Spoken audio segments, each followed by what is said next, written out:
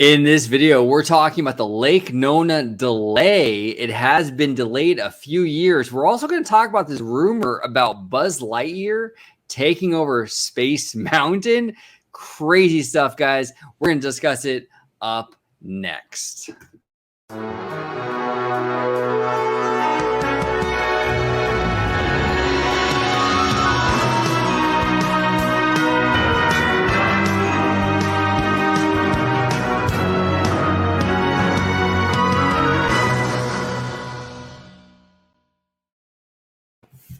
Hey everybody, welcome to another episode of OG55. In this video, we're going to talk all about the Lake Nona Walt Disney Imagineering move that's been delayed several years. We're also going to talk about the rumor that was dropped today by WDWNT that Buzz Lightyear might be a possible theme replacement to the original Space Mountain. That's crazy. We're going to discuss that. But before we do, I'm going to introduce my fantastic guest today, Mr. Vast Guy, host of Freshly Squeezed. Dre, welcome aboard, brother. Hey, happy to be here, as always. But these are very, very interesting topics. And when we, when we drew up the show, I was super excited to get started. So I am really, really happy to be here. If you want to, talk to me about just about anything for all the robust discussion, as Christine Wasteland McCarthy would say, you can go ahead and do so right there at Vash Sky right down there, just like it's spelled. And if you want to see me, well, it's going to be on the channel you're watching right now at Orange Grove 55 at Freshly Squeezed, your source for juicy news and info squeezed fresh right from the grow. Here we go. Right there. Since we're going to be talking about a little bit of Florida, there you go. I thought the Magic Band was appropriate. What happened to those Magic Bands in Anaheim? I don't know. Who's to say? But if you want to learn more about these stories, make sure you subscribe. That really does help out the channel.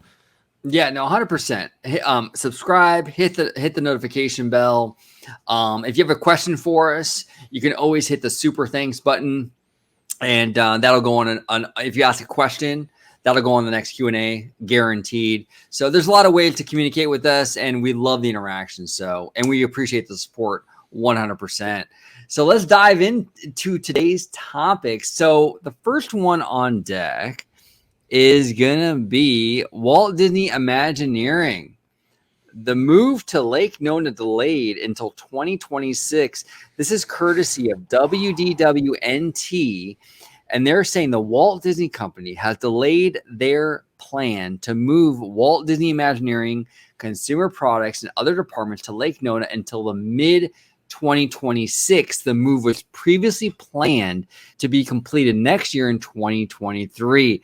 Now, Dre, I think Disney has made an official announcement on this saying that it's due to construction. I have have a little bit more information about this. Scott Gustin tweeted it out, referencing the Orlando Sentinel article about this. And he says, a lot of questions and all valid about the Lake Nona decision and the Reedy Creek dispute. In the Orlando Sentinel article, Disney said the dispute with DeSantis has nothing to do with the delay. And here's the excerpt that he links here. Disney spokeswoman Jackie Waller said Wednesday the expected opening day for the Lake Nona campus was pushed back to 2026 in order to, quote, give people more time and accommodate the construction timeline for the new offices. So that's your kind of, that construction might be involved. But it goes on to say a Disney representative previously told the Orlando Sentinel the offices were expected to be operating in Orlando by December of 2022, so even further back than 2023. But Waller said that the dispute with DeSantis had nothing to do with the delay. End quote from Orlando Sentinel. So, look, I think a lot of us pinned the political battle going on in Florida as maybe a reason why this was done. I mean, a lot of people have been, commissioning Disney to kind of say, hey, look, just because of the HB 1557, it's like, let's not do this. Their social and political stances might not be aligned or in tune with the Disney company. So why should we go forward with this? What they're saying here is saying the opposite. They're attempting to be, firm on saying, hey, look, listen, this has nothing to do with it. Whether or not that's the actual reality, that's kind of tough to say. Yeah. I'm going to kind of call bullshit a little bit here. I think the construction thing is definitely a factor. Yeah. Right now, we're having a huge issue in this country with supply chain issues, inflation, all kinds of problems, right? Yeah. So it is. I mean, it is more expensive for these construction projects right now than they've ever been, at least, in the last few years, right? Yeah. So, yes, I can see why they would delay construction due to that issue. Mm-hmm. But I don't completely believe Disney's official response that has nothing to do with DeSantis, nothing to do with politics. Right. It absolutely does, in my opinion, because look, number one, what was the date that they said that this thing was going to be done? 2026. Right. So if DeSantis gets reelected, that would be the very last year that he would be governor. Even if reelected, that's when he would hit his term limit. Correct. That's a little coincidental that they chose that 2026 date. It's also just an office building.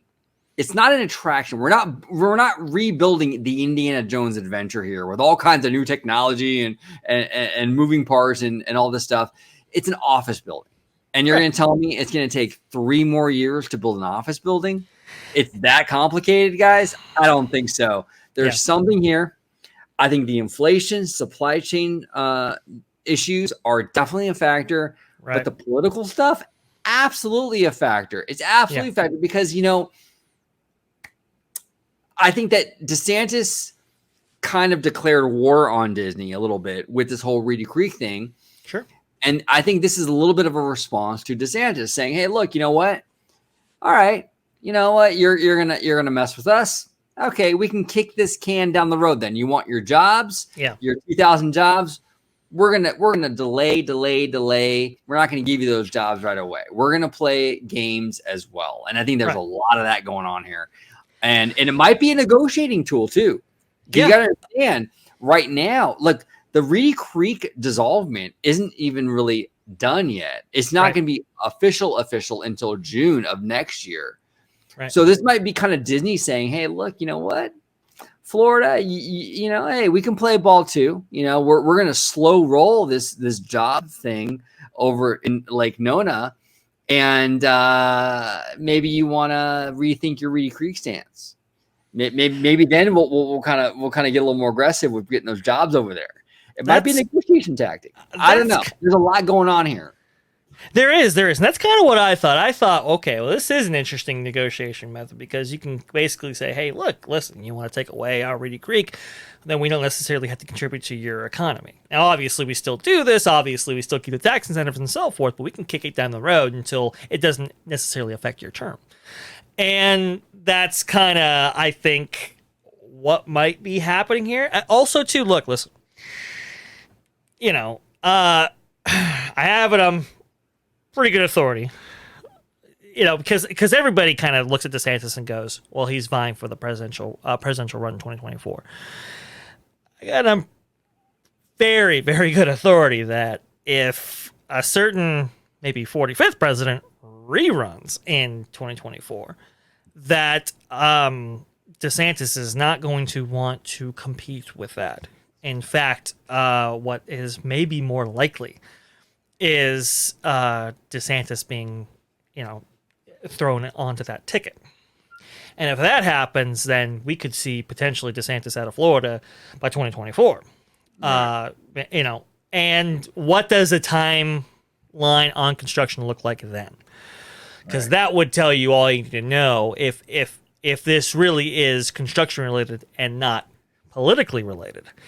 Right. Then if that timeline moves up when DeSantis maybe makes a advanced exit from the gubernatorial mansion over there in Tallahassee, maybe then that alludes to something that, maybe it wasn't all construction related. Maybe it was politically related. And the political winds shift, and so does Disney. So I think there's a lot going on here. I think it would be,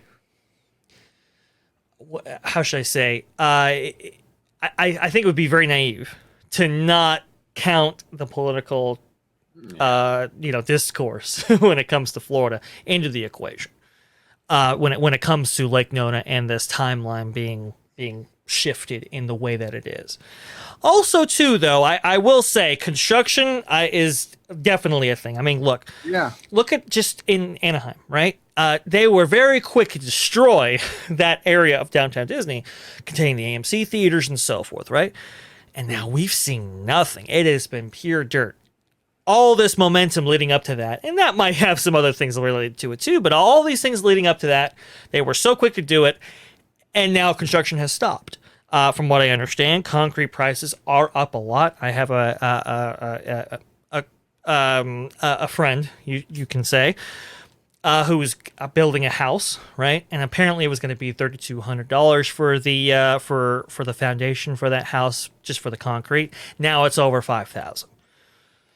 So that's a significant increase. We also have seen the Fed increase interest rates, I believe 75 percentage points, or maybe 0.75%. That's a lot, That's a lot of turmoil there. Those interest rates, especially for Disney, that affects a lot of their capex and capital expenditures, right? Because they are in debt, they have to pay off the debt. They still have to pay off the debt from the 20th Century Fox buyout and so forth, so that could affect your bottom line in substantial ways as well. From what I understand, they've seen a lot of attrition within the ranks at WDI. So I won't exactly pin it on any one thing, but I won't also take out things like the political climate and so forth. I think there's a lot of factors at stake here, and I think this is a multifaceted thing. What is kind of disturbing, though, is that a lot of people, from what I understand, have already sold their houses. We're already planning to move out there, and now this is backed up to 3 years. It's a lot. Yeah, 3 years is a long time, and I agree with you. I don't think it's one thing. It's not like, okay, it's just this one thing, and that's why. There's multiple layers to this onion, so to speak, and it's the current economic conditions, supply chain, all this stuff, political stuff. It's all kind of wrapped up, and I do think also there's an element of kind of like a negotiating kind of like tool here for Disney and Reedy Creek. If we're going to hold back a little bit on these jobs until maybe you play ball with us. Right. I think that there is definitely that at play here. It's fascinating. It's absolutely fascinating. Now, here's the other thing too, is that there's been a lot of pushback and a lot of brain drain in Imagineering because a lot of these Imagineers don't want to move to Florida. So it's like by delaying this, they're sort of allowing maybe some Imagineers to be like, all right, well, we're not going to force you to move right away. Yeah. We're look, you know what? You got a few more years. You can stay here in Cali a few more years if you want. That's an element too. That's interesting that they're doing that. So I don't know. It's fascinating. I think it is. It's a very fascinating story. To be fair, I mean, this has a lot of moving parts to it. Like I said, I mean, they have lost quite a bit in the ranks from what I understand. I mean, I'm hearing numbers like 80% of WDI is gone. I mean, just crazy stuff. And some people are saying that they may not have expected that level of attrition. Yeah. And that may be influencing some decisions on here. Now, for those of the, for the Imagineers who decided to take the plunge and sell their house and looking to relocate and already bought a house in Florida and something like that, well, it sucks to be that person, which I'm stunned that they really didn't give an affirmative answer as to why they were doing this at the start of it. I think they let a little bit of speculation build, which is why you're seeing this story or this narrative go off in a couple of different directions.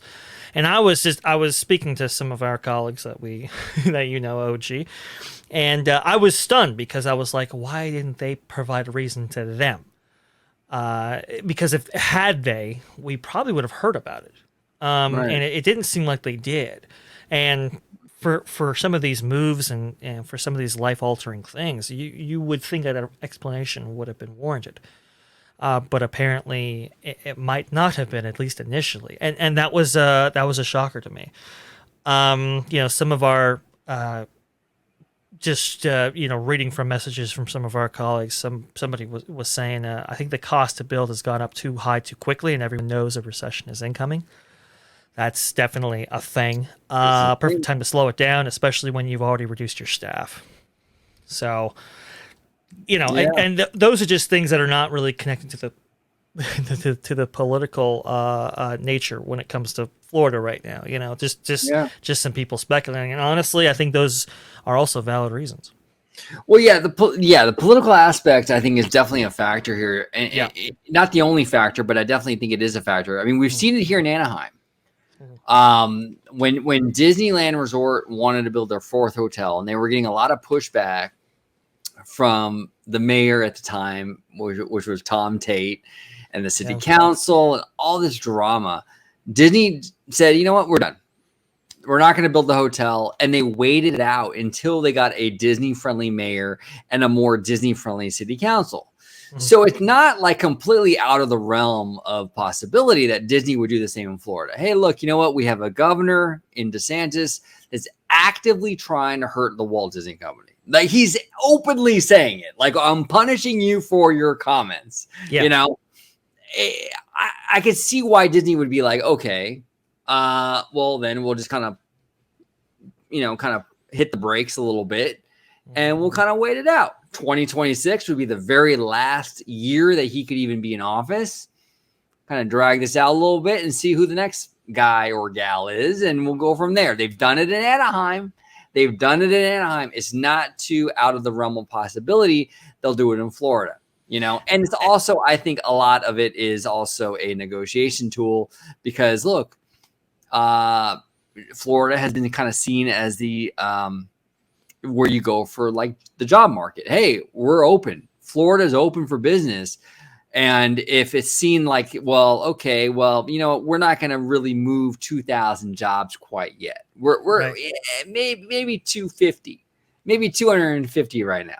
And we're going to drag our feet. It kind of puts a little pressure on DeSantis to kind of be like, because now you're not moving all those jobs over right away. Right. So it definitely is some leverage. Not a whole lot, but it is some leverage. So there's a lot going on here with the political aspect. I'm very, very curious how that's going to pan out, because the Reedy Creek thing isn't fully dissolved until June of next year. So right. Disney does have a little bit of time to kind of negotiate those terms. And I think they're kind of making moves right now. We're kind of seeing it like to kind of like work their way around stuff. We'll see how it all ultimately pans out. It sounds very much like that. There's a risk, though. I mean, to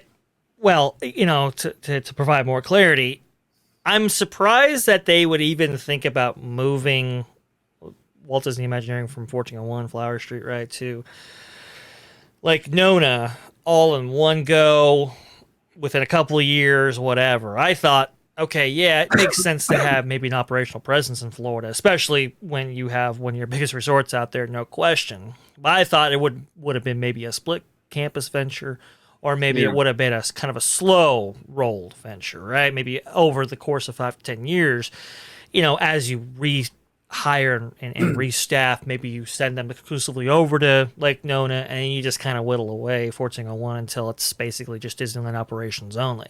I am surprised that they, it's like, we got to move now. It's like, whoa, that's a lot. Maybe the tax incentives that they're getting are predicated on that. I'm not sure. I just thought it was very surprising. And now we're, holding back 3 years. And it's a risk because, look, the reimagining of California Adventure just took place, right? Back in 2012 in June, that's when they launched Cars Land, Buena Vista Street, and some people were going over some of the photos from that event and so forth, and how everybody was so excited about that. That's 10 years ago, but somebody posted a picture of the executives that kind of made it happen, and it was Tom Staggs, Bob Iger, and John Lasseter. Well, as you know, 10 years down the line, none of those people are there, right? 3 years is a long time. Are we confident that Chapek will even be here in 3 years? I mean, let's be honest here. So some people, astute observers, have kind of said maybe they've kicked the can so far down the road that maybe this doesn't happen. Right. And I think that's a real possibility. No, it's a huge possibility. We've seen this happen with Disney so many times, and they might be rethinking this thing. And look, a lot of people have kind of brought to my attention, well, but Newsom they had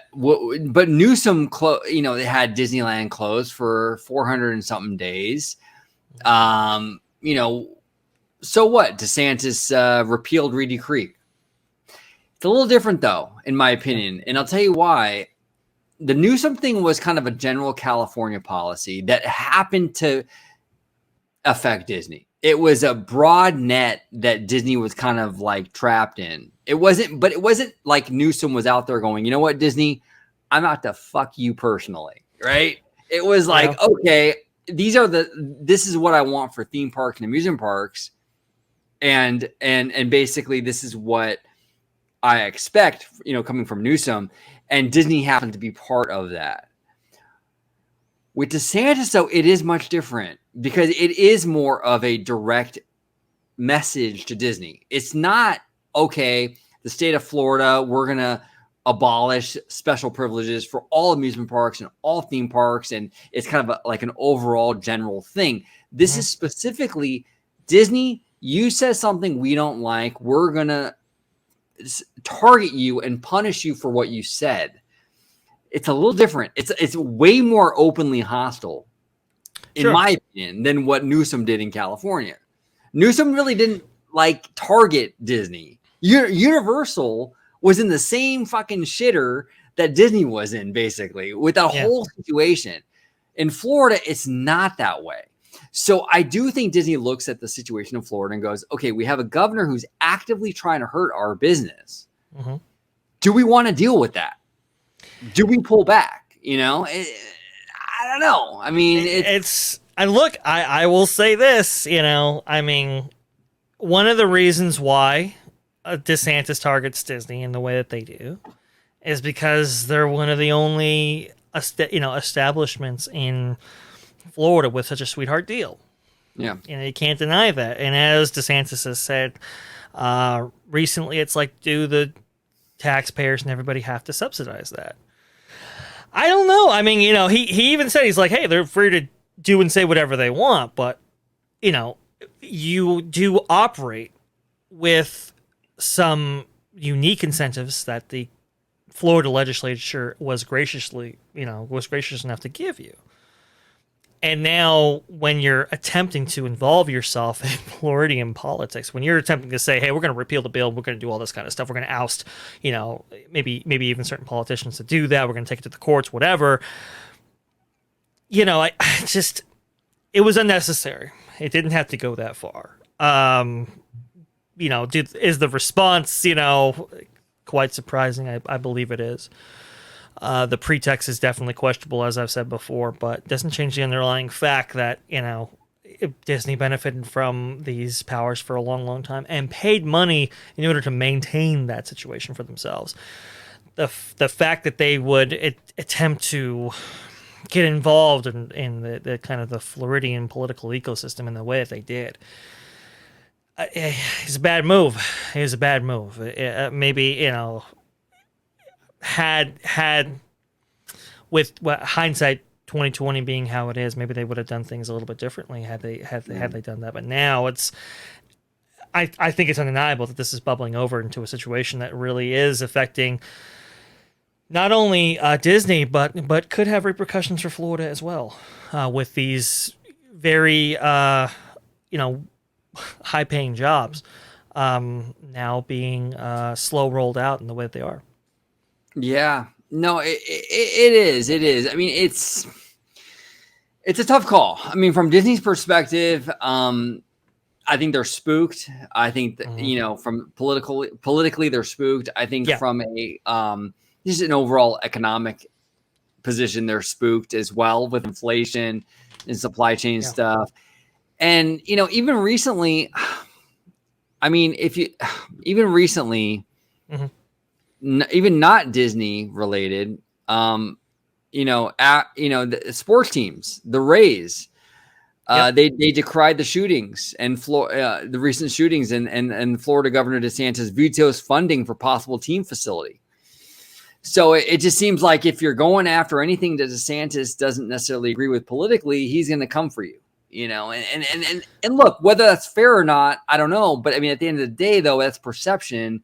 And I think that that's going to spook a lot of businesses from kind of investing and sort of like doubling down on Florida, where I was actually really supportive of DeSantis early on in the lockdowns, because I think he was very pro-business. I think a lot of these recent moves have been kind of anti-business, in my opinion. I don't know if a lot of businesses are going to be too privy to the idea of like, oh, we got to watch what we say because he might punish us for what we say. And I don't know. It's a risky endeavor. It's a risky endeavor for sure. The perception is out there. I think the Rays thing is a little different. I think the media kind of ran with that one. But you're right, though. The perception is reality sometimes, and it doesn't.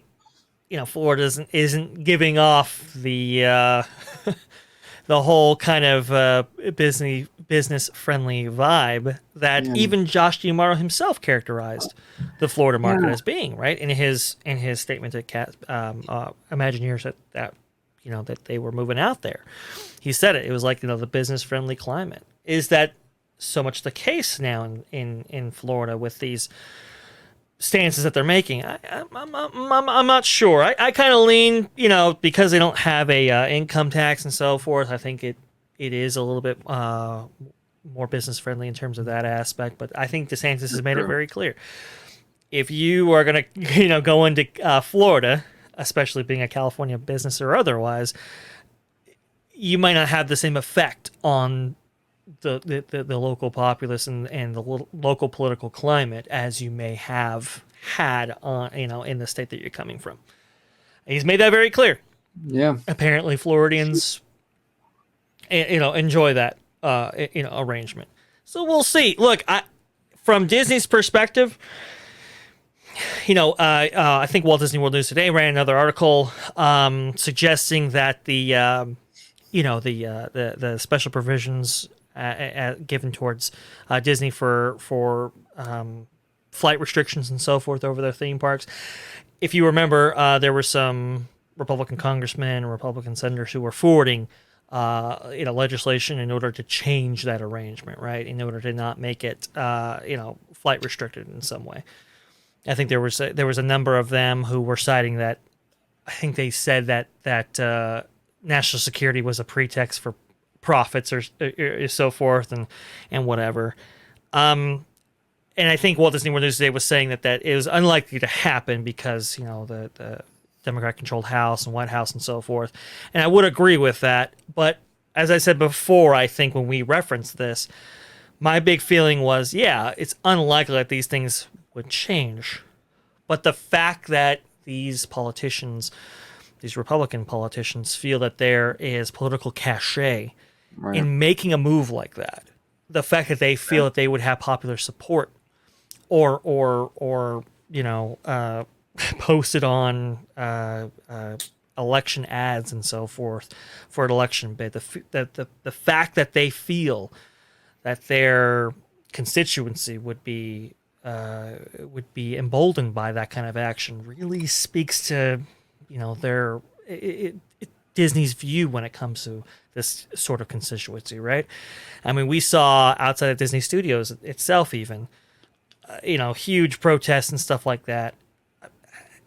I would be much more, I'd be much more cautious when it comes to Disney. I'd be much more alarmed when it comes to Disney over that aspect. Not so much that you're going to lose any special privileges, but the fact that these politicians feel that there's political cachet in doing so, that's alarming.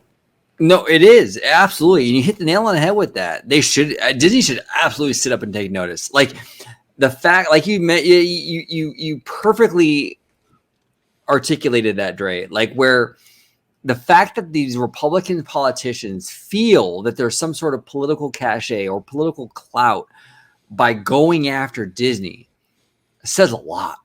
That says a lot. And it goes, so, like you said, it goes beyond the fact that said bill will get approved or not approved. That's irrelevant. The fact that they feel there's clout in doing it at all speaks volumes. And look, even in the YouTube space, right? Like a lot of people complain like, oh, well, there's, hating on Disney is sort of like, it's all for the money. It's all for clicks. It's all for views, right? Yeah, but that should bother Disney too. Why is hating on Disney so popular on YouTube? Right. Why is it so lucrative to hate on the mouse on YouTube? Yeah. That should be a concern for Disney, a major concern. Why is it so fashionable to hate the mouse? That's a problem. Right. That's a huge problem. It's a massive problem. It's a massive problem for reasons that we've said on this show before, right? Like,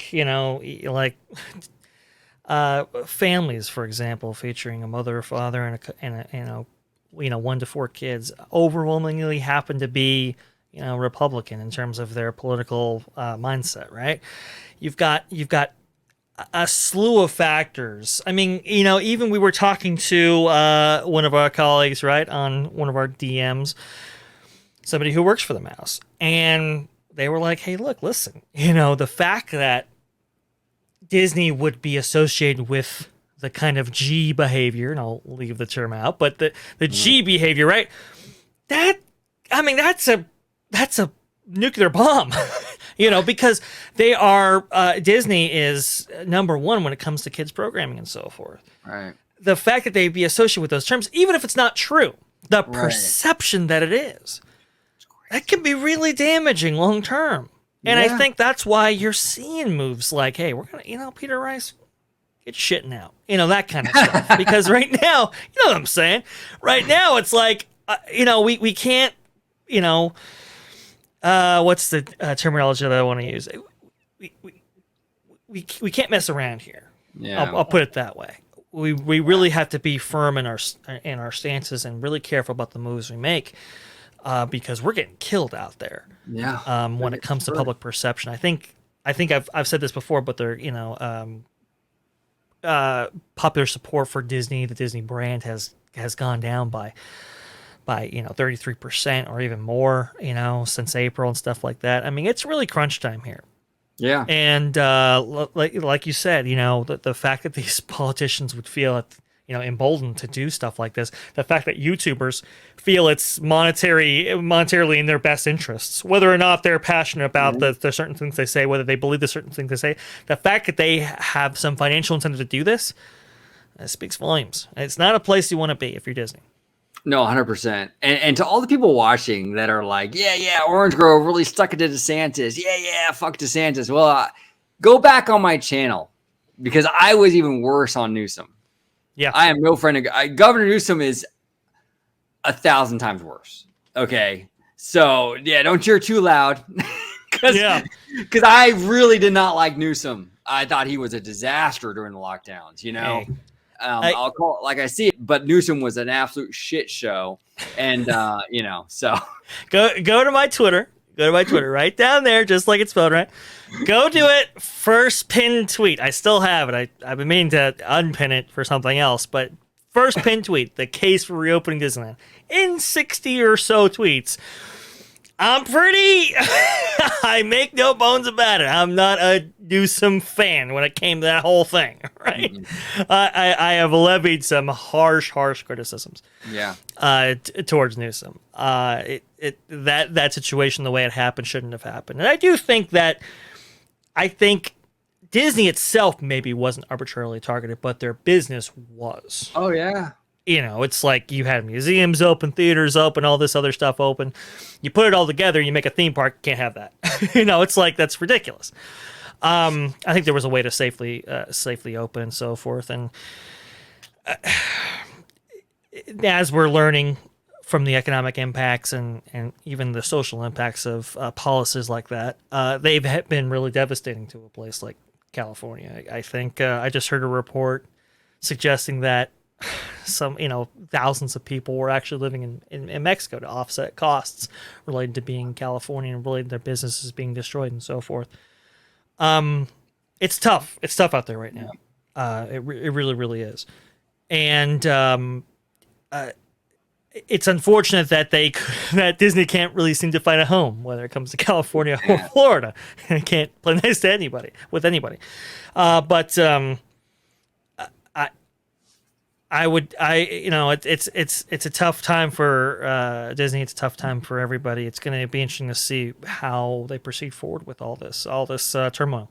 Yeah, and all the people that were like, oh, and I saw this so much, right? Like, oh, well, the Reedy Creek thing would have never happened if Bob Iger was the CEO. Really? Really? It would have never happened if Bob Iger was the CEO? Because I seem to remember even a few months ago, like when Gavin Newsom had Bob Iger on his economic recovery board, and Bob Iger was trying to negotiate those theme park guidelines. Yep. And Bob Iger couldn't come to a deal and got real hot and got up, stormed out of the meeting, and quit the Economic Recovery Board. Right. Is that the kind of leadership that Bob Chapek should present? I mean, let's be real, Well, and to put more meat on those bones, I have it under pretty good authority that those talks were pushed back 6 months because of that.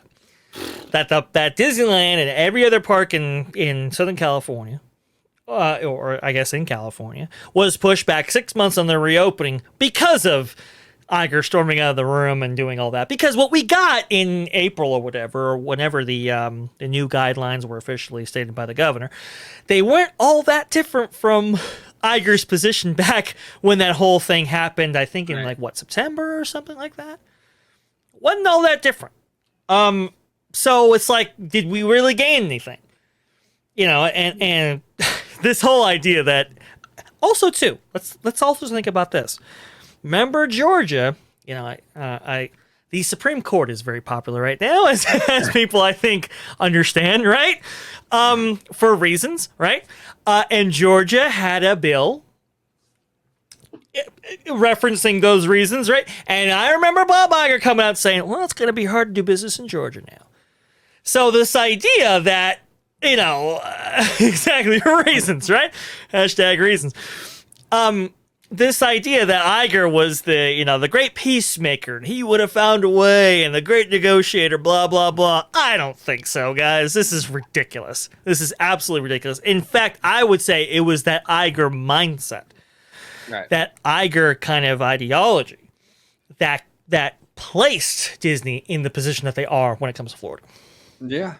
And that I think Bob Chapek's original instincts when it came to how they handle these kind of social issues and political battles and so forth was a correct one.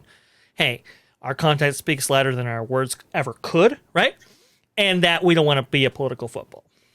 Well, as soon as he goes against that, what he predicted absolutely happens. They become this political football that they're, kicked around all these different corners. And had they just maybe not been silent, but had they couched what they were going to do within more of an kind of a traditional activist template, this kind of, hey, you know what, we will support our cast members, right? We will, kind of denounce bills like this, but maybe not actively go after them. Maybe we are looking at a different situation when it comes to Florida. It's quite possible. My feeling is, I think the smartest move right now for Disney to make is if you have a bill out there that relates specifically with their business, right, that affects their business directly, then it might be time to say something, do something, whatever. Right. But if it doesn't, it might be best to stay out of it. Because here's the thing. Here's the other thing. They might be looking for the political landscape in Florida to change, right? That, maybe that might shed some light on the 2026 timeline. Are we really confident that Florida is necessarily going to change? Right. I mean, a couple days ago, we had, or maybe even yesterday, we had some big political races. And they're going in one direction, and one direction hard. And it's taken the kind of, what should I say, the political community by surprise. Right. I don't think Florida's going to change anytime soon. I don't even if DeSantis is out. Right? I think that fervor against Disney that's really been kind of bubbling beneath the surface for a long time. I think it's still going to be there. I don't think it's going to change. I would just caution Disney on the kind of recent course that they're on, and I think they know that. I think that's why they got rid of Peter Rice. To be honest with you, yeah, I would caution them on their course because this landscape is only going to get more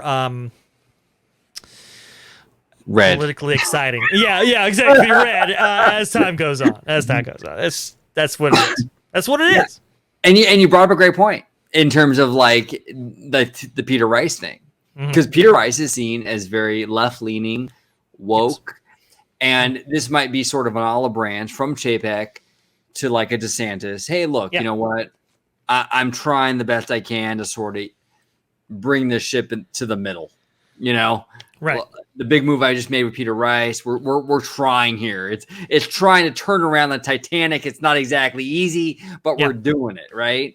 And that might be an olive branch to like a DeSantis. Hey, you know, we're trying here. You know, it's not going to happen on top of a dime, but we're trying to make it more apolitical. You know, and I agree with you. The situation isn't going to change. DeSantis is really gaining a lot of clout, not just in Florida, but even in the country. He's amongst Republican circles. He's even out polling Trump. I mean, he's doing pretty dang well for himself. And, you know, so look, things are changing. And I think that Disney needs to kind of understand that. I think they do. They're a very smart company. They clearly understand a lot of this stuff, but yeah, it's a different landscape, and it will continue to be a different landscape. And I think it's going to be a whole different ball game in the months to come. So we're going to see how it all pans out, you know? Yeah. No, I do agree. And I believe you just did a show with a friend of the channel, Jay, and a friend of the channel, Alia, about certain cultural issues, right? And the culture war and stuff like that. I do agree with the sentiment. Let's step away from that. Let's get back to making good content. Let's step away from the political arena and so forth. Get back to making great content. Win people back on your side by just giving them, you know, what Chapek was talking about, following the data, giving customers what they want, giving the people what they want, and you can kind of earn some cash or some goodwill that way. So it's definitely going to be interesting to see. This Lake Nona move, though, if it was unpopular before with Imagineers, it is really unpopular now. This is going to be a story to watch, folks. This is going to be endemic about what the Disney company might do in the future. It's just going to be really fascinating. Yeah, no, there's a lot of maneuvering going on with this thing. It's definitely a story to watch, and we definitely will check out the first outlet to break the story was WDWNT, and I will link their original story down below. Check them out, read the story. It is fascinating. 2026 now. It's a long time for an office building. That's all I gotta say. And one thing too, you know what this reminds me. Before we move on to our next topic, the Peter Rice thing, right? I had some stuff to say about that. A lot of people are saying, again, I heard a lot of people who I respect and trust, who are saying, "Oh, Chapek just did that to get back at his competition rights. Somebody was, the board was considering them, just end them." Guys, this is a total misread on this whole situation, I think. Total misread. Was the board maybe considering Rice? Yeah, possibly. I mean, it is very possible. I'm not saying that they wouldn't be, but if they were still considering him, they could still consider him now. It's just because he's gone from the company doesn't mean. But you had to get approval from the board in order to buy out this contract. Obviously, you had the backing of the board in order to do something like this. You had to, because it would have required millions of dollars in terms of a compensation package in order to have Peter Rice lead the building. The fact that it was so unceremonious really gives an insight about what this may have been really about. I mean, the allegation here is that from people who kind of, I don't know what they're talking about. not to throw shade at anybody, but I'm just saying, was that Peter Rice was undermining Chapek systematically. Right. And there is some speculation that Peter Rice was maybe filling the ranks of Disney with people who were maybe going to always be anti-Chapek, I'll put it that way, right? Who maybe had a different vision or different philosophy when it came to the business of the Mouse House. That maybe wasn't in line with what Chapek's vision was. And so it's like that right there, that's why you fire somebody. That's why you do it in the way that he did, you know, kind of Vader style. Vader in the Village, right? Yep. Which, by the way, we definitely got to talk about episode 5 sometime. That's for sure. It's a pretty awesome episode. I will say. I'll give it up. But it was dope. It's dope, right? Dope. And you know how a certain character was maybe dispatched by Vader.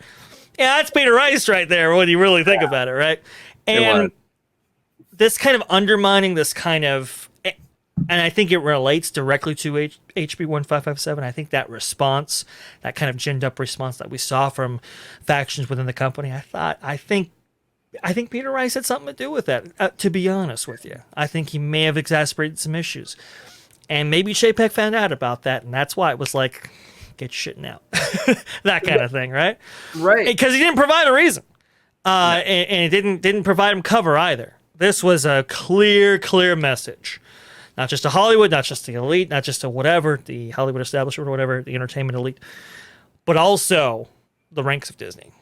That this will not be tolerated as we move forward here. And they aren't going to have another kind of April surprise again. Look, you don't fire someone that cold, that harshly, just because you don't see eye to eye. Yeah. Right? Like, just because it's not working out. Mm-hmm. Chapek found something out. I don't know what that something is, but he found something out on Peter Rice that he did not like. And he decided, you know what? Like you said, pack your shit and get the F out.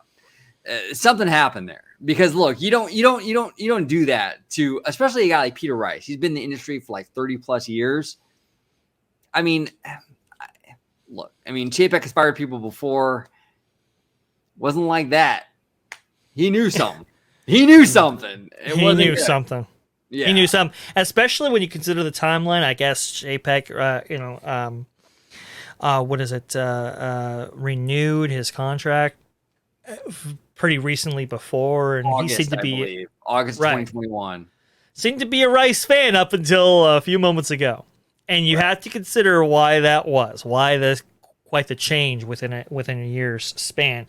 The only thing I could cite is that Peter Rice was actively attempting to undermine him. Wasn't just vying for the position. Everybody's trying to be number one. Right. But actively undermining, subverting what you're doing.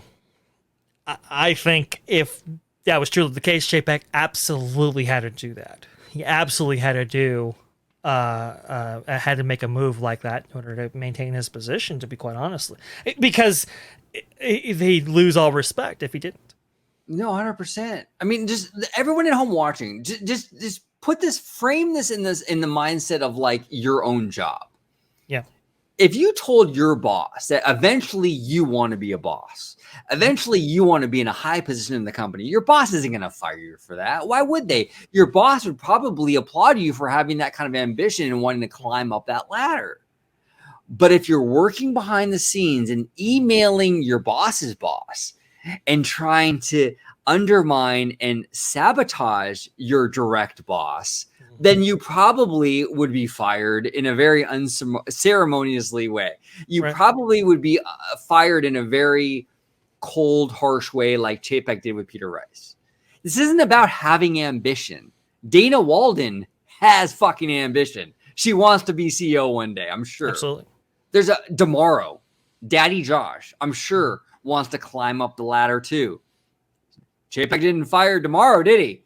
Nope. He fired Peter Rice because Peter Rice, it wasn't that he had ambition, is that he was actively working behind Chapek's back and undermining him. It's very clear that was going on here. Right. And you're never going to get, like, and that's the thing. I got a comment the other day. Orange Grove, do you have any proof of any of this? You're not going to get a signed letter I am trying to undermine Bob Chapek, love Bob Iger and Peter Rice. Yeah. You're not going to get that. You're never going to get that. But the evidence, the circumstantial evidence, what we're seeing all points to that. Right. It all points to that. Yeah. I mean, facts as maybe innocuous by themselves, but put together, maybe paint a picture. I think that's what we're seeing here. And, I mean, look at the Reimagine Tomorrow videos. A lot of those people were under Peter Rice directly or appointed by him. Even, it's interesting. This kind of goes into our next topic, so I kind of want to bring this up right now. But sure, yeah.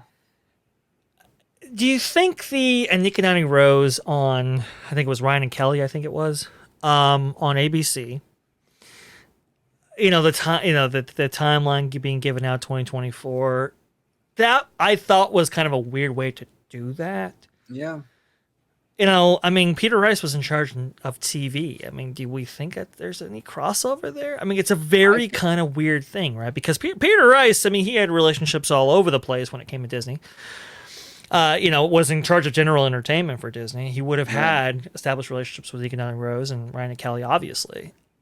Well, there's a Princess Tiana show coming on Disney Plus, so he would definitely be under that purview.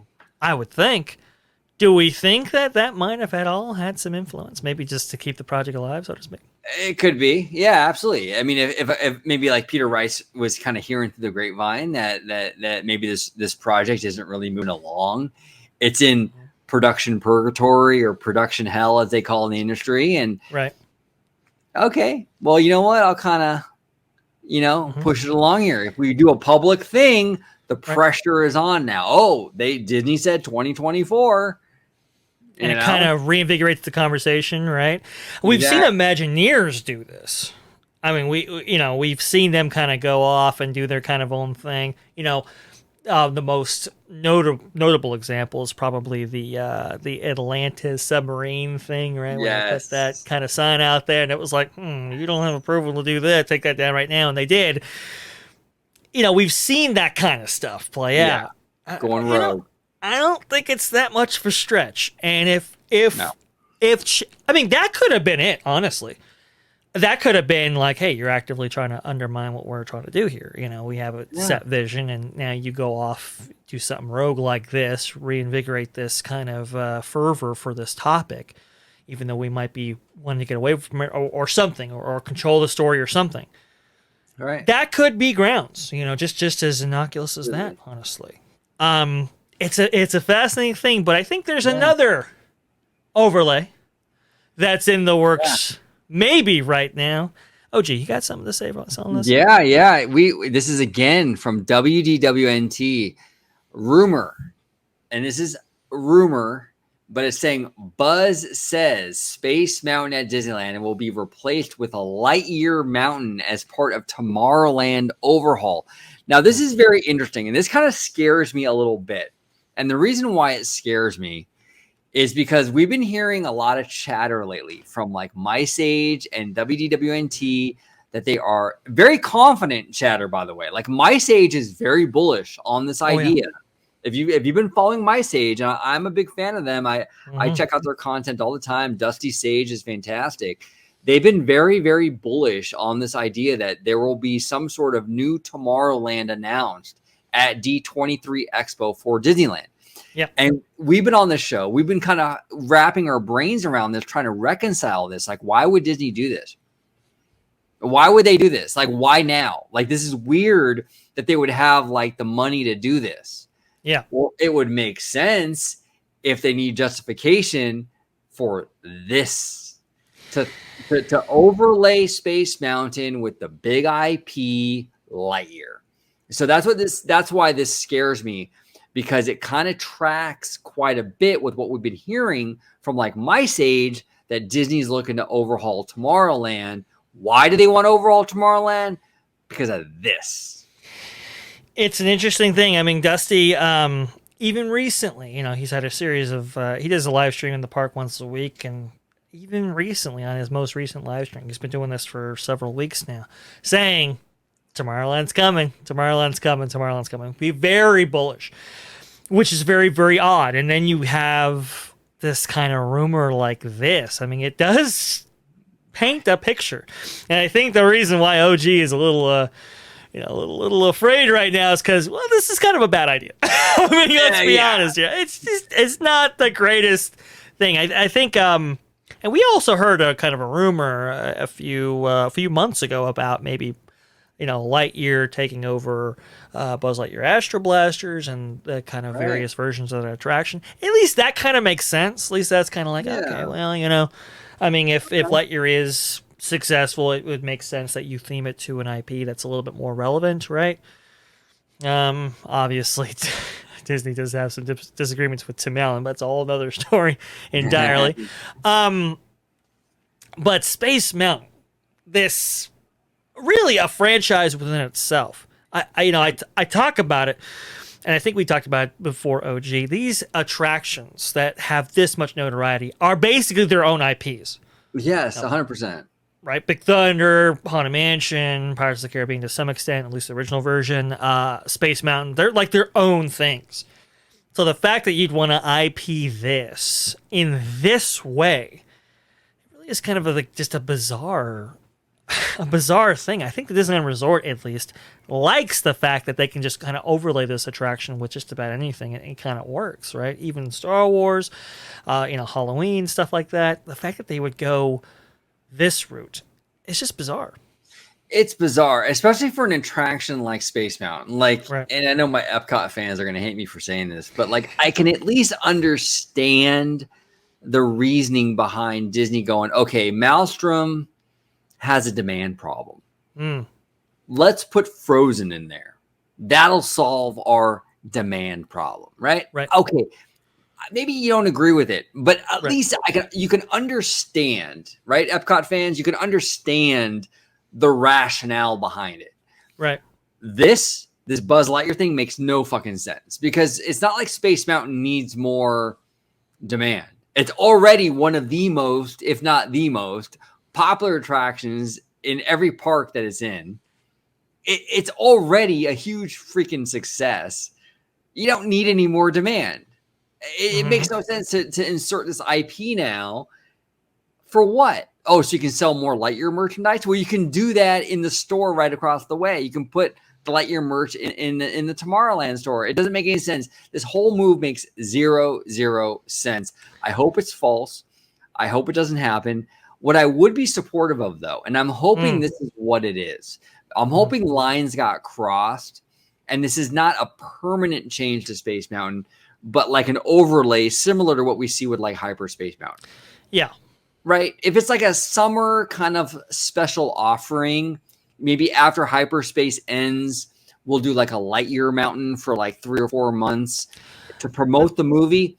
Yeah. All in. That's fun. That's awesome. Something different for a few months. I'm all on board with that. Yeah. But permanently changing this attraction to Lightyear would be an absolute disaster. And did Disneyland not learn their lesson when they try to mess with Space Mountain in the late 1990s when they painted it that dog shit brown? And the fans hated it. Can you stop messing with something that works? Just leave it alone. And it works so well. I mean, literally, when I was there recently, I mean, you only had a few attractions that really topped out the wait time meter, right? Right. There's a Resistance, obviously. Sometimes Smuggler's Run. I think that's because one of the turntables were down, and I got confirmation on that a little while into my trip. Matterhorn, because it's not great capacity, and it's it's a Disneyland classic, right? Indiana Jones, but Space Mountain. I mean, I think it was topping out over 100 minutes at some points, and that's Disneyland's Space Mountain. Who knows what Space Mountain Walt Disney World looks like with the amount of attractions they have over there in that park. Like you said, there's no shortage of demand. And the only way I could kind of rationalize it in my head is, and I do agree with you, an overlay would be great. Yeah. I think it would be really phenomenal. The overlays have worked before, I think. Even, I know people don't like Rockin' Space Mountain. Even Rockin' Space Mountain, I thought was kind of fun. It wasn't like permanent. It's kind of fun.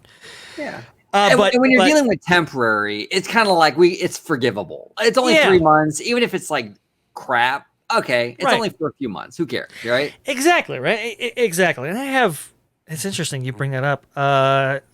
There was a talk of drones. Maybe we can bring that up. But Yeah. when it comes to Space Mountain, though, the only way I think it makes sense is for Walt Disney World Space Mountain. And why do I say that? Well, you do have Tron opening right next door. True. So maybe as a way to balance the crowds, maybe you do something like this, at least at Walt Disney World's Space Mountain, right?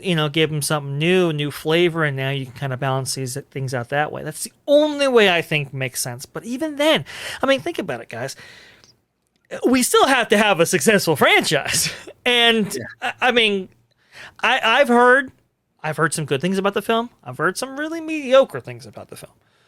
From established critics and so forth, not just, I mean, a lot of people like to say, oh, well, because it's going to feature a certain thing, oh, there's a hate fuel campaign against it. No. From reputable critics have said, not that great.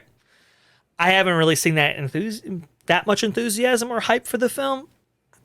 I mean, to undergo a process like this, to an established attraction like this, and change it forever, I would think it has to make over $1 billion, or at least close to it, and I just don't think it's going to get there.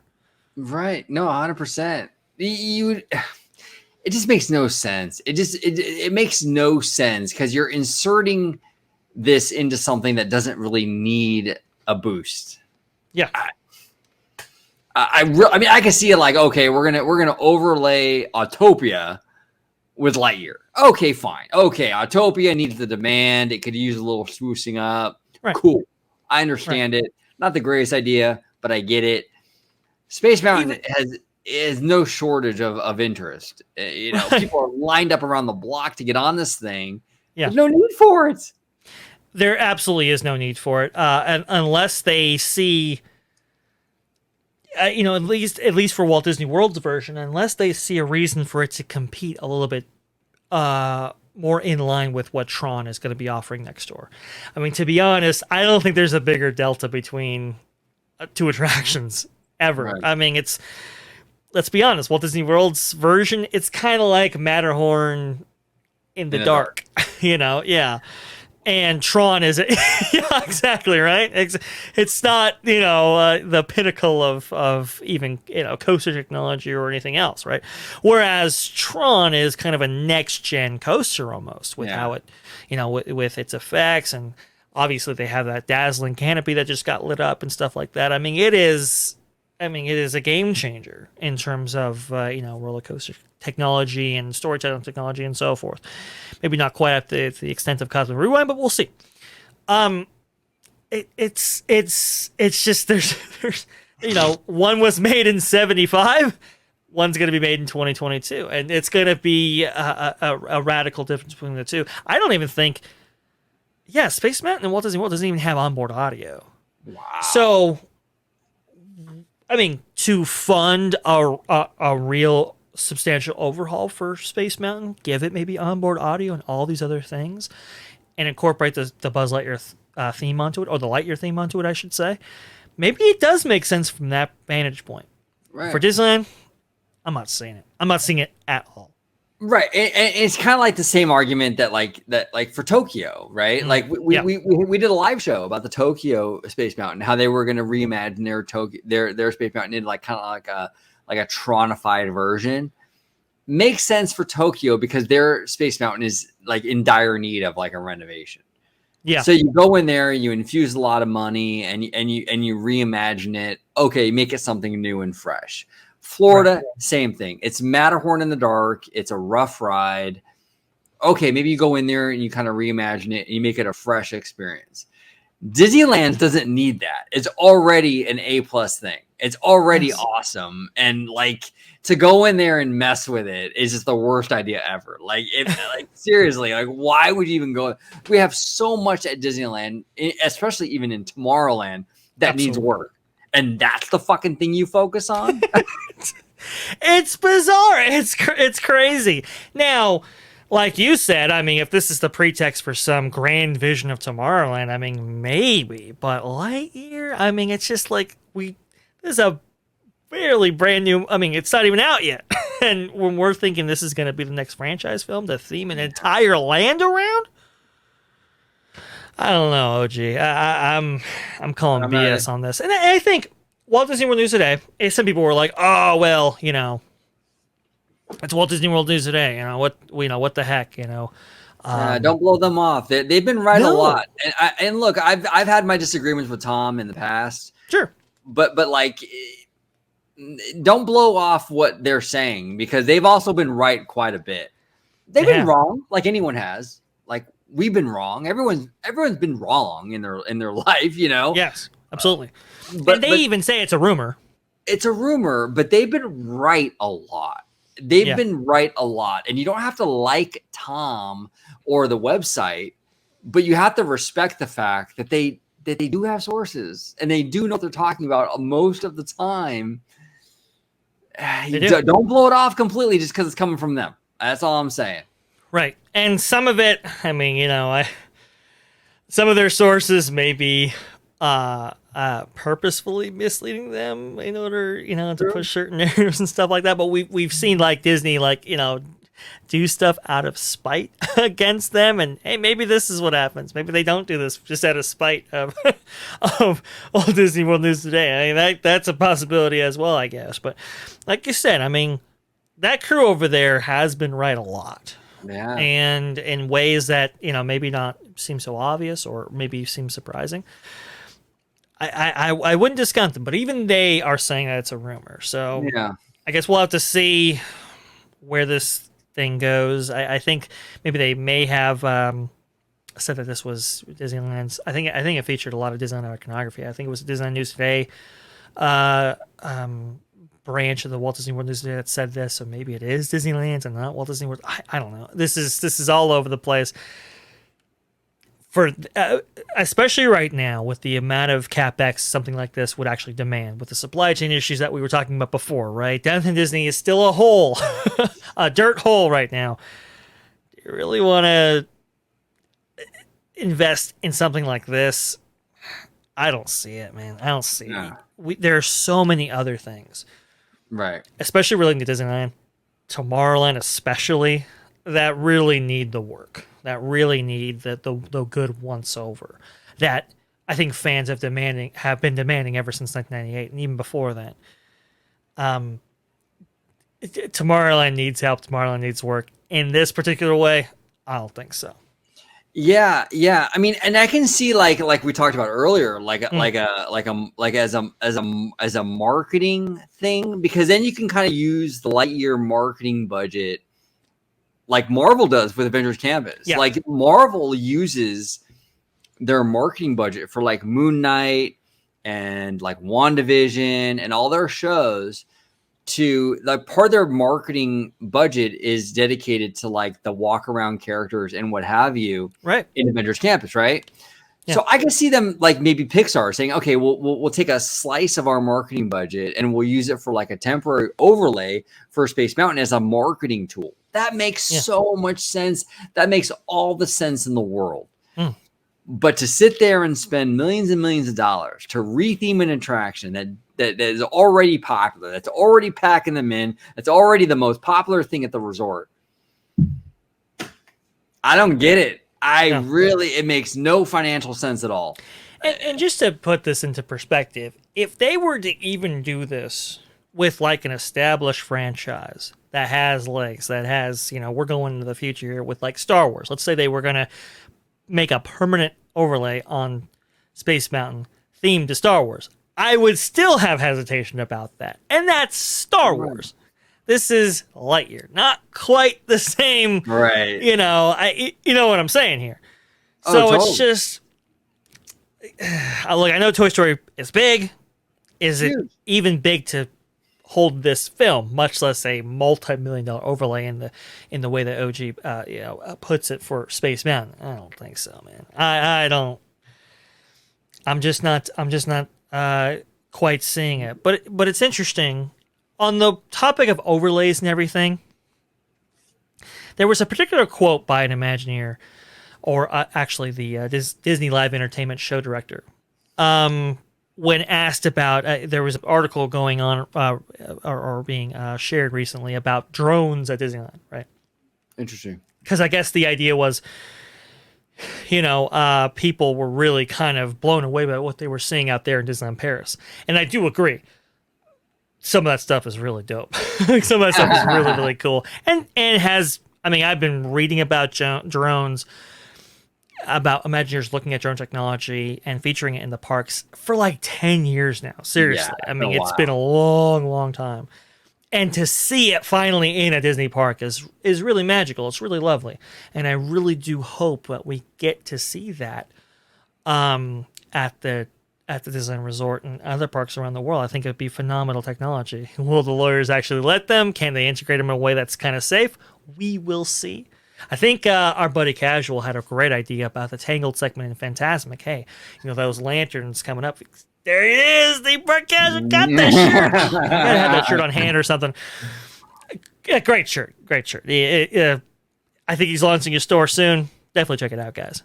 But Casual in our Fantasmic conversation was talking about the Tangled segment and how it would be really cool if drones actually came up from behind the trees and so forth during that segment. It would be cool. I do agree with him. I think that's a way you could integrate it safely.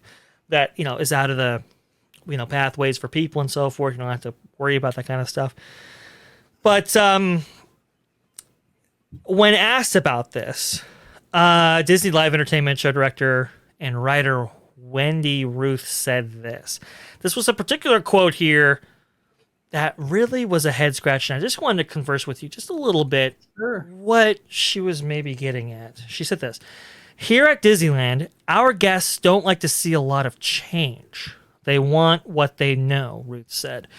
"But when we do something like a World of Color and surprise them and say, you didn't know you won something like this, you're still seeing those great characters that you like. You're still hearing the music that you love. We're just presenting it in a brand new way." I guess she was saying that it's cool they can present these things in a new way that maybe we didn't quite expect.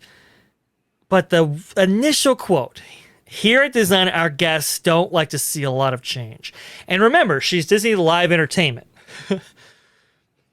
I mean, do you think that's endemic of the Disneyland populace? This really struck me as like, what is she getting at here? Because historically, I think Disneyland especially has been very open to change. I don't know. What do you think? Yes and no. I do see a lot of it in the community. Anytime Disneyland wants to do something, I do see a lot of pushback. I think Kim Irvine kind of touched upon it even in the Imagineering story. When they try to implement changes in Small World, it was met with a lot of backlash. Oh, for sure. And I remember even Pirates, when they wanted to add the modern movie stuff into that, backlash. There is an element here, I think, that at least in Anaheim, where it's like, this is kind of sacred land. This is like Walt's park. Right. And you go in there and you mess with it, and there is an element of that. I can definitely see what she's saying. And there's no question about that. But in the context of Disney Live Entertainment, though? That's weird. That's weird because entertainment isn't like a physical building. Like, I can see it with Small World. I can see it with Pirates. I can even see it with Hollywood Tower of Terror. These are physical things that are changing forever. But a fireworks show, a parade, a stage show, these are kind of ever-evolving things that don't really... They're not like a stationary thing that, like, you can always look. How many times have they brought back Electrical Parade? Oh my gosh, a billion times over. A billion times. I mean, and it's like, so it's not like you can get rid of something and bring it back almost like very easily. Sure. Yeah, that's a weird. You're right though. In the context of attractions, I get it. In the context of entertainment, though, that's a weird comment. Really, that's a weird. Comment. And it was funny because I believe a friend of the channel, Disney Glimpses, put out a tweet that I found interesting. It was basically along the lines of, why doesn't Walt Disney World do kind of more seasonal fireworks spectaculars, right? Maybe have Enchantment in the springtime, Happily Ever After in the summer, all that kind of stuff. And I basically responded. I was like, that's what Disneyland did. You know, Disneyland back in the day, they used to do maybe Remember Dreams Come True in the spring and maybe, you know, late summer, maybe Magical or even Disneyland Forever in the summertime, right? And you had your seasonal overlays like Halloween and Christmas and so forth. They used to do that a lot. And so this resort was known for that. Disneyland Resort was known for having a regular change out of constantly evolving entertainment. It's weird how, in the context of nighttime entertainment or Disneyland entertainment in general, she would say that like they don't like change. From my vantage point, if there's any resort in the entire world that's more accepting of changes when it comes to Disneyland entertainment, revolving entertainment, or even changes to entertainment directly, it's Disneyland. I don't know. Maybe I'm off base here, but it was really weird. It is weird, and I think she's sort of taking something and I think she's sort of like taking the whole picture and kind of applying it to entertainment when it doesn't apply to entertainment. Like because there is an element of the anti-change thing here.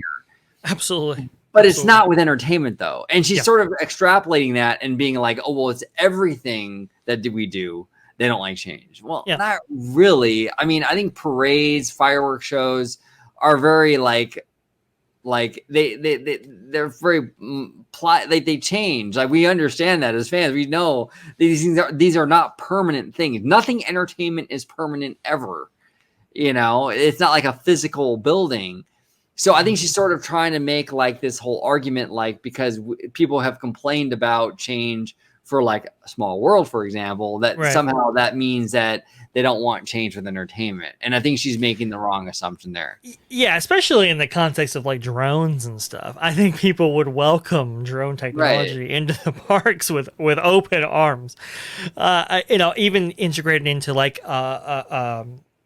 you know, a fan favorite like Fantasmic, I think would be well received, right? Especially when you broaden that out to maybe even World of Color or the fireworks. I think people would overwhelmingly appreciate that integration. I just, that was a weird one to me. I didn't know what to make of it. I'm glad I'm not the only one. When it comes to that specific context, I do agree with you.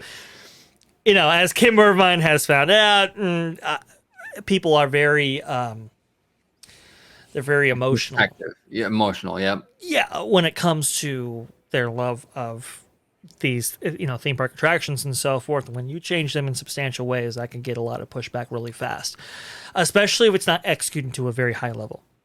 I think it still rests in the execution gambit of it, but even then, I mean, I think we were talking about Buzz Lightyear for a while, right? And it's like, don't do that. Like, that's not good. I do agree with you on that 100%. But in the realm of entertainment, I think a lot of fans are a lot more accepting. In fact, didn't they theme an entire promotion around Summer Night-tastic about the changes coming to the various entertainment spectaculars? So I don't know. It was a weird thing, but I do appreciate the opportunity to bring it up on the channel. Yeah, she's definitely making the wrong assumption. She's taking something and trying to like apply it to something else, and it doesn't work, you know? Yeah. And yes, Disneylanders are very protective of their history and their park, but we're not rigid in our entertainment. I don't really remember a lot of backlash whenever we change a fireworks show, whenever we change any kind of like entertainment or parade. That's a weird kind of thing to kind of like deduct from the situation. Very bizarre. And it's almost like she's kind of making excuses. Right. Which brings to the ultimate point about the drones. I think it's got a lot more to do with where the lawyers stand on it. You know, Paris is very interesting because I don't think it's as quite as a litigious society in those aspects, drone and kind of a drone aspect in particular, as it might be in the United States. I mean, you should see some of these lawyers freak out. Oh, what if it goes off course? What if it hits somebody? You know, Oh yeah. what if you don't have full control of it and whatever? Even Universal, when they do their drone spectacular out there in Universal Studios Hollywood for the Harry Potter fireworks spectacular that they run during the summer, they set up nets and things just to kind of get around some of those issues. And from what I understand, Epcot, I mean, before Harmonious as we know it today, the big talk was drones. That was the direction they were going to, because it solves a lot of issues, right? And especially as Epcoters are figuring out now, barges, they come with their downsides, especially if you don't move them, right? But drones, you can just set them on the river's edge or lake's edge, so to speak, and you can get some spectacular effects with those. And from what I understand, there were patents filed and everything. I mean, that was the direction they were going, but they just couldn't get past the legal hurdles that prevented them from doing it in the first place. So I think those are much more consequential when it comes to setting some of these things up in the domestic parks, more so than any, fan acceptance of it. I mean, it's just kind of I think, like you said, it's excuse making. It's excuse making. And I was actually watching the Fresh Baked podcast, which if you guys at home haven't watched, you should definitely check it out. I think it's every week, but sometimes it's bi-weekly, depending if there's topics to discuss or whatever. Absolutely. But they released one, I believe it was yesterday, and they touched upon the drone thing. And they talked about it, Ron Berner and Dave, they talked about this whole drone situation. I kind of have to disagree a little bit with what they were saying, because they were saying that, Disney would want to move away from fireworks because drones, they can keep Toontown open, right? Like, they can keep Toontown open now because they can just do drones now instead of the pyro. See, and it kind of touches upon what you were saying, Dre. Not that's not really the case, because yes, pyro presents its own risk, obviously, with things catching on fire. That's obviously a big risk, but drone shows also present a risk, because these are actual this is actual hardware going up in the sky. Right. One of those things, the communication fails or it loses power. Yeah. That's coming back down to Earth. It's going to land somewhere. So they're not. It's not really a replacement to fireworks at least in terms of the safety aspect. Yeah, because you're still having things fall down to Earth if they go 100%. Wrong.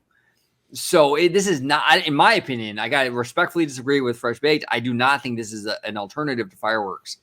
It's a great element for storytelling, absolutely, but on a safety thing, on a safety aspect, it's the same thing basically. It's the same risk. It's a different modality. That's it.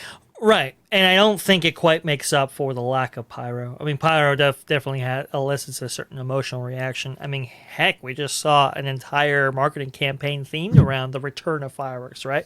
Because I think Disney uniquely understands the impact that those have on their guests and future vacation packages and that kind of lasting kiss goodnight feeling, right? I think they understand all of that. And yes, I will agree with Dave in that there definitely has been a campaign to reduce the amount of pyro per show and so forth. That's no question. And to maybe put more emphasis on other elements, like we've seen with, I believe it's Momentous, right? The new Hong Kong show.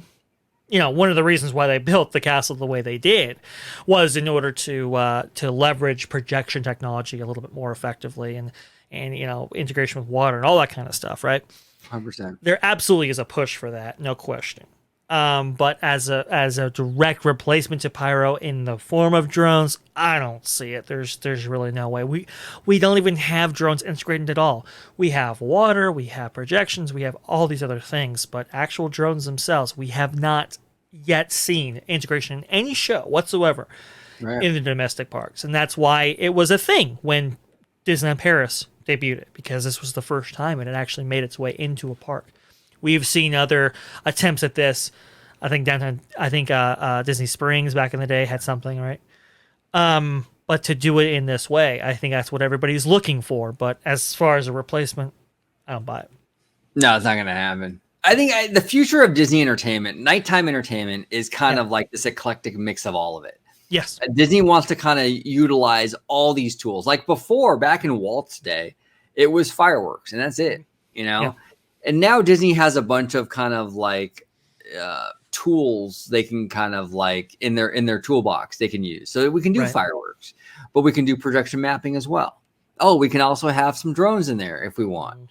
Oh, we can have some projections on water if we want. I think that's the future of Disney nighttime, is basically just kind of pulling from all these different things, maybe minimizing the reliance on pyro. Absolutely. Like you touched upon, Dre, that's absolutely the case. But I don't think we're ever going to get to a point where it's like, okay, we're just going to have a bunch of drones now, and that's going to replace the fireworks. Not going to happen. These drones, the projections are all going to be kind of accents to the pyro shows, I think, going forward. So we'll see. It's fascinating. I think it'd be a fun thing to have for sure. Oh, yeah. At Disneyland Resort. I mean, I would love to have that. And I think eventually we will get it. And I think actually it would work really well for DCA, just because I think one of the big problems too with like the World of Color Bay, I don't know if you guys remember like Luminaria, right? You know, I mean, that thing, when they would shoot pyro off, the way that DCA's bay sits, it just becomes like it's all smoke. It's just it's like a bowl of smoke. It's horrible. And with a show like World of Color, you can have like the lights, the projections, and the music and all that, and have a few drones going up over the bay. It won't hurt anybody, because if they land on anything, it'll land in the water or something like that. That would be, I think there's a lot of potential there for DCA maybe. Yeah, I could definitely, it's interesting you say this, because even the fireworks that they do launch off now for like, we've seen it for like New Year's Eve and stuff like that. They have to like shut down like the maintenance streets back there to do it. And there's a couple of procedural things they have to do it. Some people ask, why do they do fireworks every night? It's like, a lot goes into it. That's why they don't do it. But, Luminaria, classic example, right? And that's why Steve Davison, when he was designing World of Color, was like, because he had done Luminaria and knew the downsides, had to work with a different template.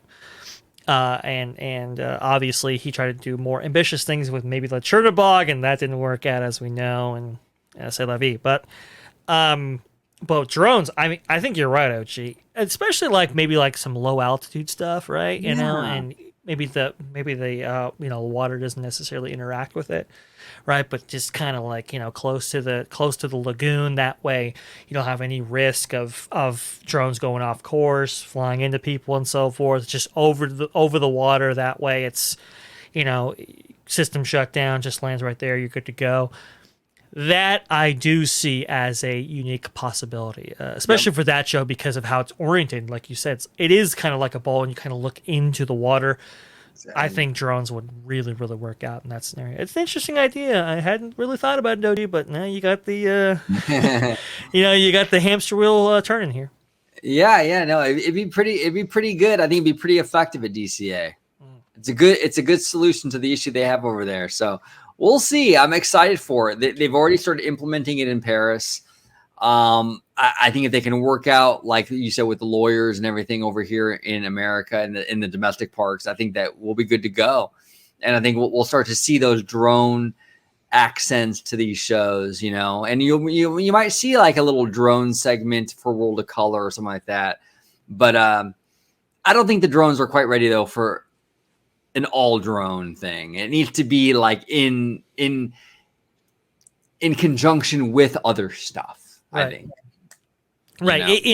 I think of it like Disneyland Forever, right? That's probably the analogous version to it. You have Nemo climbing up there, right? You got the volcano popping off. You got fire on the castle. You have inflatables over Main Street. Yeah. You have snow when the Let It Go segment plays. You have all these different things that create quite the canvas for a nighttime spectacular. I think, like you said, drones can augment that in substantial ways, and some really great ways. But I don't think you're gonna. They're not even ready for prime time, and they're definitely not ready for to as a replacement for fireworks. Maybe long down the line, maybe they would be. But right now, it's still going to be pyro, and honestly, to good effect, right? I mean, people a lot of times they'll book vacation packages right then and there because of what they see from these fireworks spectaculars. So we'll just have to see. It's a story to watch, though. I think one element, though, of the fireworks that I think we should keep an eye on is Tinkerbell. Because they pay, from what I understand, they pay the ladies, and I think even some guys, I don't know, that do the Tinkerbell thing. Yeah, I mean, I've heard that. I've heard it, some men, they'll hoist on the, what is it, the Tinkerbell get up and the wings, and here we go.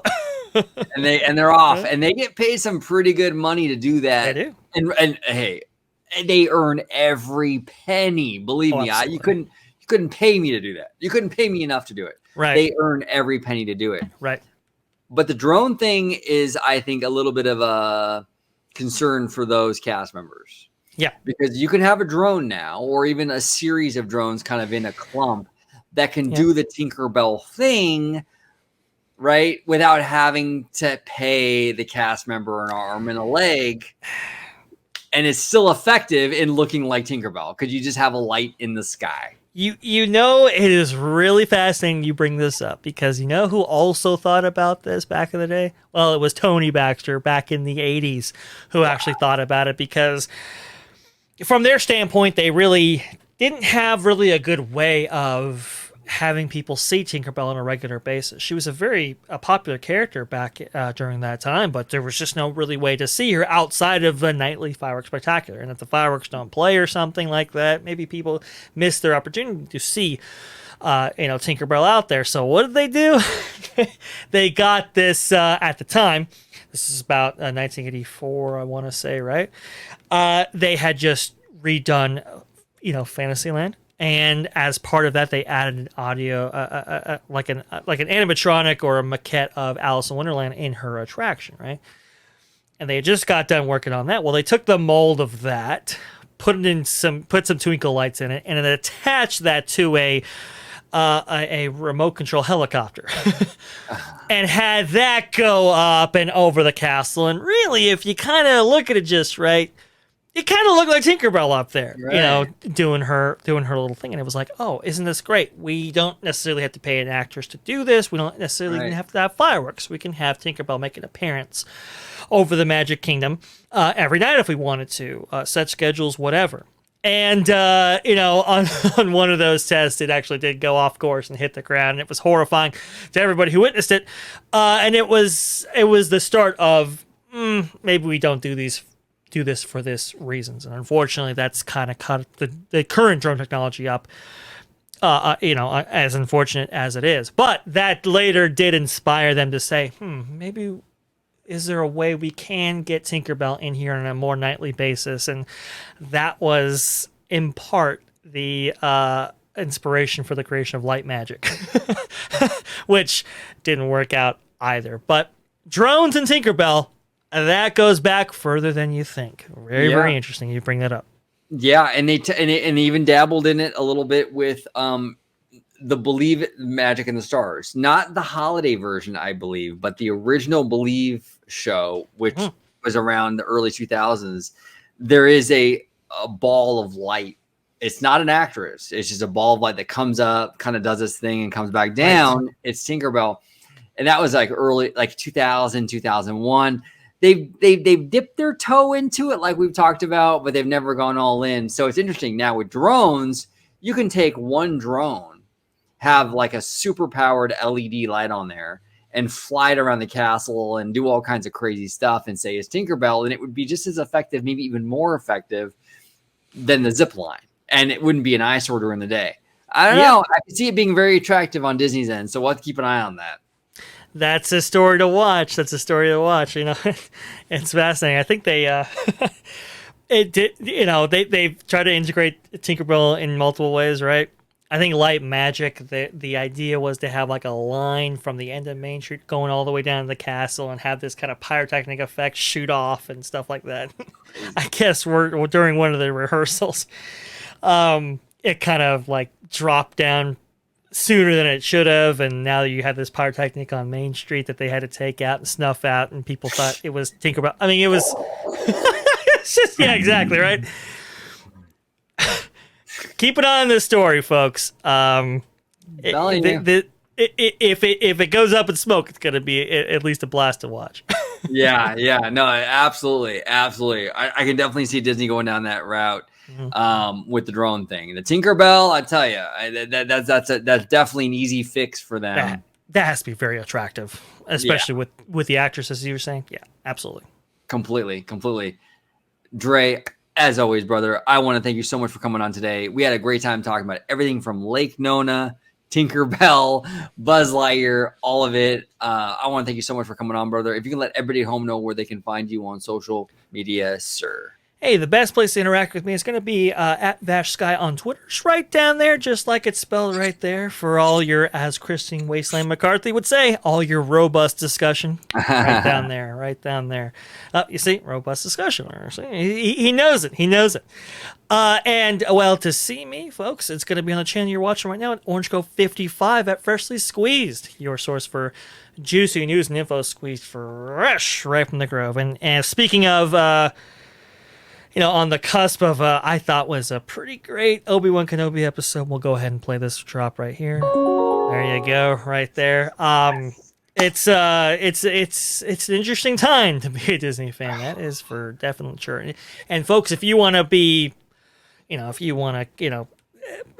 be subscribed to this discussion in the future, why don't you go ahead and do subscribe right down there. Leave a comment for us. We love reading them. Like OG said, some of your questions that we ask, that's topics for the show. Yeah. And we love discussing those as well. And it supports the channel for sure. Yeah, 100%. All the support, whether you send a super chat, super thanks, a like, a share, a comment, whatever it is, whether you just watch the video and don't do anything, all of it matters. And we do appreciate the support immensely. It's incredible. And I want to thank everybody out there for watching, sharing, liking our videos. It's humbling. It really is. And you know what, before we go, because the family man's on vacation. Oh yeah. He's not coming back for a while. This man, the family man is having a ball right now. Man. He is having a ball. He spent a week at Disneyland and went right over to Walt Disney World. He's going to have the 2-week vacation of his life. It's fantastic. He's absolutely fantastic. He's living the life right now. I'm going to go ahead and put a ball to the wall alert on there for family. Balls to the walls. Absolutely, 100%. In honor 100%. Of our great friend. He will be back though. He'll be back early July-ish. yeah. Early July-ish. You know how these things go. Okay. But no, he's visiting all 4 Walt Disney World theme parks. He's resort hopping, and he's going over to Universal Studios Florida. So absolutely, folks, when he gets back in town, we have so much content. It's going to be overflowing, both on his channel and on Orange Grove 55 Citrus Corner. It's going to be a blast, guys. You definitely want to subscribe to that. Definitely. And it's the first time Family Man has ever been to Universal. Ever. Any Universal park. Ever. Never been. And it's going to be really kind of fascinating to see what he thinks of it, and also too, the family man, as we picked him up from the airport, we said, going to Knott's Berry Farm. So that was the first time he went there too. So he'll get a wide spectrum of new and different experiences, even outside the Disney bubble. Yeah. No, we got to pick his brain when he comes back for sure. Absolutely. 100%. For sure. But thank you, Dre, again for coming on, brother. And thank you all for watching. It was a phenomenal time. Comment down below with everything, all your opinions on all the stuff we talked about today. We'd love to hear from you. And as always, have a wonderful, wonderful day. Sector 2. Malfunction in Sector 2. All droids will be shut down for reloading of labor programs. Stand by for power disconnect.